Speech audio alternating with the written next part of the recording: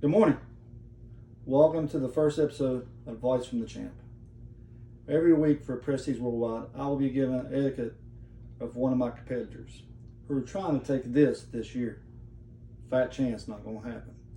And you might ask, what gives me the right to do this? Well, I do got the trophy, and my name's the last one on it. The first team I'll start with today is my brother's team, the Drunken Hobos. You look at his quarterback position, we'll start there. He has Drew Brees and Jimmy Garoppolo. Not a bad tandem. But as Drew Brees' arm's still strong, it did show a little weakness last year. But a receiver, he helped out with getting Michael Thomas, who's the best receiver in football. There's no questions here. I think your receiver corps is the strongest part of your team. You also have Chark from Jacksonville. Them losing Fournette, I think, will hurt Minshew a little bit, but I like Chark's upside. And Marlon Brown is a big-time playmaker for Baltimore, who everybody's projecting to win the Super Bowl this year. So that's not a bad trio starting out. Now, your two starting running backs right now are Mostert from San Francisco, who might have the best run game in the league next to Tennessee, in my opinion. I think he's a quality running back start. Your second running back is Leonard Fournette.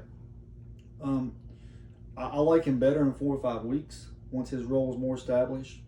I think early on they said solid role, so it's kind of iffy this week, especially when you got Boston Scott on your bench, who I think could have a bigger role this week due to the injury of Miles Sanders. So it might be something you want to look at. Could be a sneaky play because their projections are pretty solid, and the injury to Miles Sanders does help Scott a lot, big time.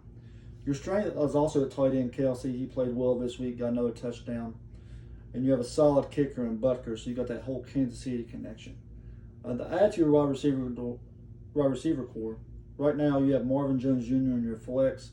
I mean, your 4 receivers, they're pretty good. You can't argue here. I love Marvin Jones Jr. I think Detroit could have a sneaky season as well. If you look at your bench, we talked about Jimmy Garoppolo, Scott. You just got Madison from Minnesota. That's a handcuff just in case Dalvin Cook does get hurt. Not bad there. You also have Darius Slayton of the Giants, which ain't bad wide receiver depth, but what the offense looked like Monday night. Dallas Goedert, you got 2 tight ends. Might be the only team in the league with 2 tight ends. You love your tight ends. I don't know why you do this. For me, I just think you pick up one, use that spot for something else, because I don't see you playing Goddard over Kelsey. It's something you might want to look at. Dropping Goddard, picking up somebody else, because with Kelsey, why do you need 2 tight ends? You have Bryce Love as a late pick. I understand it a little bit. What is Antonio Gibson doing in Washington? Bryce Love was better in college. And one thing I remember about Antonio Gibson, he had 33 carries in college. So can he hold up? So that could be a wild card pick as well. You got the Bears defense, which you could argue could be one of the best in the league. So when you look at your team as a whole, I think what could make you a championship caliber team is your running back position. Can Fournette get back to where he was 2 years ago? Even last year he was decent. Can Mostert repeat what he did last year? But you're betting a lot on your receiver core, which ain't a bad idea in this league.